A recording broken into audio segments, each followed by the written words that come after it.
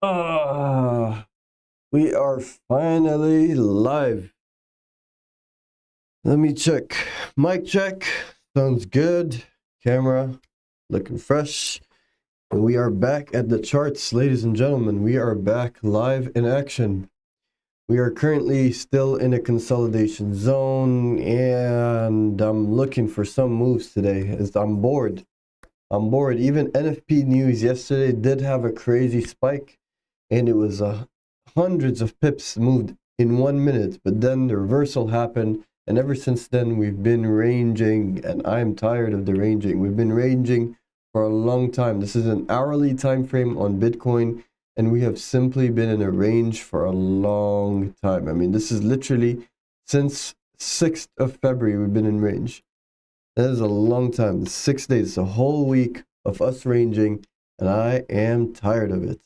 So hopefully today we're going to be able to see some moves, something big, something major. Let's just hope something big comes out of this. Let's see. All right, let me just set up things on my end over here.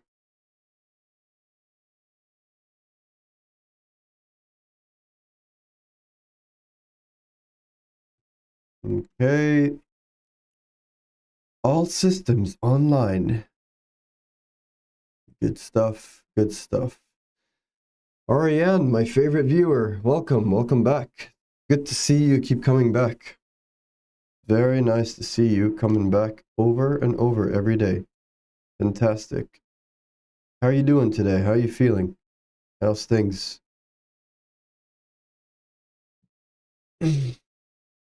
How's your trade? Did you take a trade yesterday?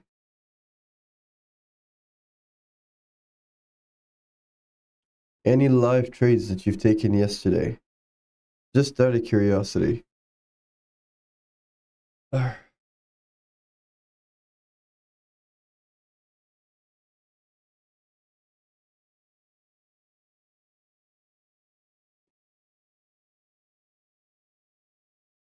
Alrighty.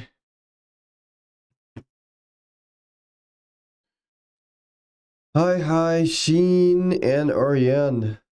Am I saying it right, Ariane? Welcome, guys. Welcome. So we are now live. We've got New York session just opened up 3 minutes ago. We're going to start seeing some liquidity coming in. The market has been ranging for a week for Bitcoin, and it is really, really painful for my eyes because all I've been doing is sitting and waiting for a breakout, which is why I'm thinking, this is why the main topic of discussion today is a breakout going to happen? Because we're literally sitting for a whole week since 6th of February, waiting for something to happen. Yesterday, I expected a massive move to happen because of NFP, and NFP always has massive moves. This time, it did cause a massive move. Let's measure it, actually. Let's put a measurement over here. We have gotten around, in Bitcoin itself, we have had around 243 pips. Not as much as gold. Gold had 666 pips. I'll never forget that. But 243 pips is still a lot of moves. I mean, it's literally gone from 69,000 down to 66,000. That's $3,000. That's a lot that's happened yesterday. However, what happened after? Did it dump? Nope. The price is still consolidating. So we're just waiting, really. I mean, there's nothing going on in the market right now. You could see that in the lower time frame, you could just see that the market's playing around. We're looking at price going up, and then it comes down, takes out this low, and then it comes back and reverses and takes out this high, and then it's an uptrend, and then it comes back and takes out this low, which becomes a downtrend, and then it takes out this low, sweeps liquidity, comes back up, and it becomes an uptrend again, and then it becomes a downtrend again, and then it becomes an uptrend. So this is where people blow accounts. This is where people lose a lot. Honestly, it's where people lose a lot, which is why I always say consolidation zones are places where I don't like to trade. I don't like to trade in this box at all. We've been ranging since 6th of February. So yeah, if you guys have been trading in this range and you've been profitable, tell me how you do it, because that's something I look forward to learn from you guys, because there's no way I am ever profitable in a consolidation zone. So we'll see. You took a Bitcoin long and you won. It's good. You've had a nice winning trade. That's very nice to see. Sergio, welcome back. I recognize your name. Welcome back. And welcome, Oriane. Will we have big moves today? Let's take a look at the news. Let me bring up the news. So for the news, we've got today, we've got unemployment claims. For those of you wondering what is unemployment claims, it's going to be out in 24 minutes, and it's from the Department of Labor. And let me just read it out to you, okay? So why is it important? Because it is the number of unemployed people in the country. So it's literally how many employed people and unemployed people are in the country. And the Department of Labor releases these statistics. So if there is less unemployment and more people are working, that's great for the dollar, which means it's going to push Bitcoin and gold down. However, if there are more people unemployed, which is bad for the dollar, it's going to push gold and Bitcoin up. Fundamentally speaking, we still have technicals. In technicals, we are still ranging. But for the time being, this is what's going on. And as you can see, the last time this report came out was on February 5th, and the forecast was 212. Instead, the actual was 231, which is really, really, really bad for the dollar. But then, what happened after is today we are looking at a forecast of 222K. So fingers crossed that this is going to be bad for the dollar, only because I'm hoping to go long on gold and Bitcoin. So to come back to our charts.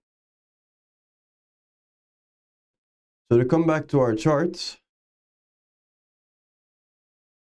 this is where we are, ranging. It's come down, done its sweep over here, and it's come back up with a small imbalance that got filled twice, multiple times actually, and we are still ranging.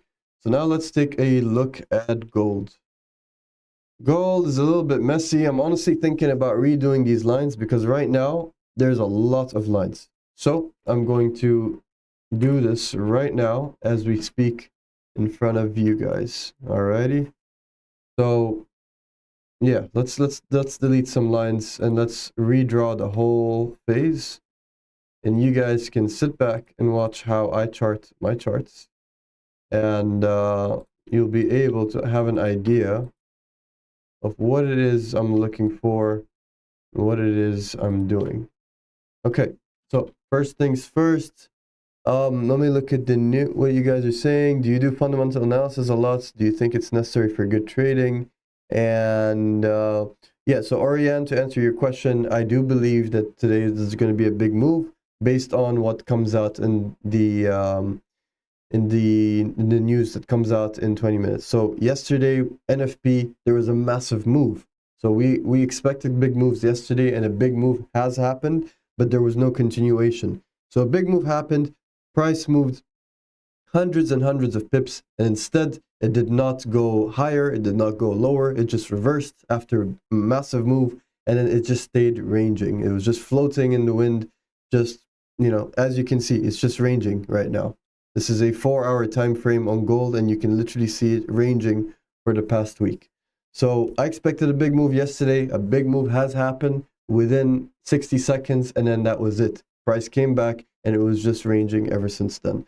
So am I hoping for a big move today? Yes, I really want a break to happen. I'm honestly tired of sitting and watching the consolidation zone, because this means that I can't take trades. And if I can't take trades, then where's the fun in that? So that's what I think. Hopefully a big move comes today from the news.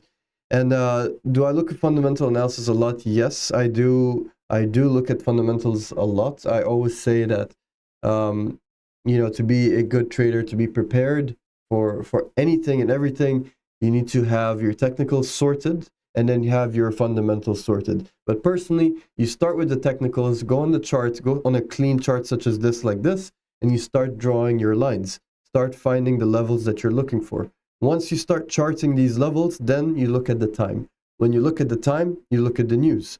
When you look at the news, see what happens in the news, see the results. If the news comes out, when you're looking at the news, what are you essentially looking for when you look at the news?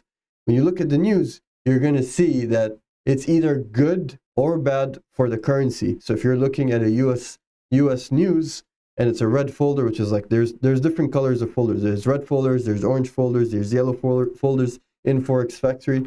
So if you use red folders, I only use the red folders. I don't look at the others, but the red folders are the main important folders that actually brings in a lot of liquidity in the market. So when I do my technical analysis and I chart and I draw my lines, then I go look at the charts, at the fundamental news at forexfactory.com, and I just take a look. I just observe what is going on with the economics of the currency pair I'm looking for. And I usually look at gold and Bitcoin, which is always against the US dollar. So that's what I look for. And when I see that the dollar is weakening, my bias